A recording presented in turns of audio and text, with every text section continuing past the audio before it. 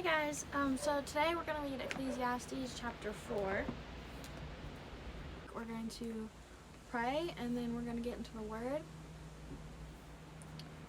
Alright. Dear Heavenly Father, thank you for all that you do for us. Thank you for all that you've done for us and that you plan to do, Father. Thank you for today, that we have the opportunity to live another day. Father God, please lead anybody who's watching this video, encounter them in a big way so that they know that you are who you say you are. Please give us the eyes to see, ears to hear, and hearts to receive your word as we read today. In Jesus' name, amen. Oppression, toil, and friendlessness. Chapter 4. Again I looked and I saw the oppression that was taking place under the sun. I saw the tears of the oppressed, and they have no comforter. Power was on the side of their oppressors, and they have no comforter. I've declared that the dead, who had already died, are happier than the living who are still alive. But better than both is the one who has never been born, who has not seen the evil that is done under the sun. And I saw that all toil and all achievement spring from one person's envy of another. That too is meaningless, a chasing after the wind.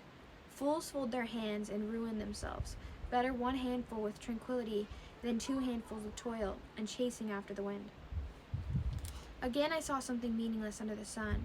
There was a man all alone. He had neither son nor brother. There was no end to his toil, yet his eyes were not content with his wealth.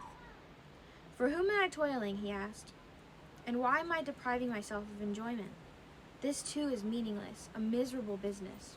Two are better than one, because they have a good return for their labor. If either of them falls down, one can help the other up.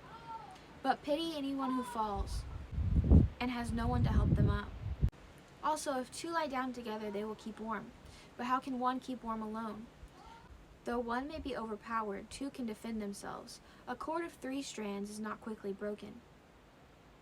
Better a poor but wise youth than an old but foolish king, who no longer knows how to heed a warning. The youth may have come from prison to the kingship, or he may have been born in poverty within his kingdom. I saw that all who lived and walked under the sun followed the youth, the king's successor. There is no end to all the people who were before them, but those who came later were not pleased with the successor. This too is meaningless, a chasing after the wind. Okay, so I'm really sorry about this video. My tripod is being blown around by the wind. My next video will be inside. But Jesus loves you. Have a good rest of your day. Bye.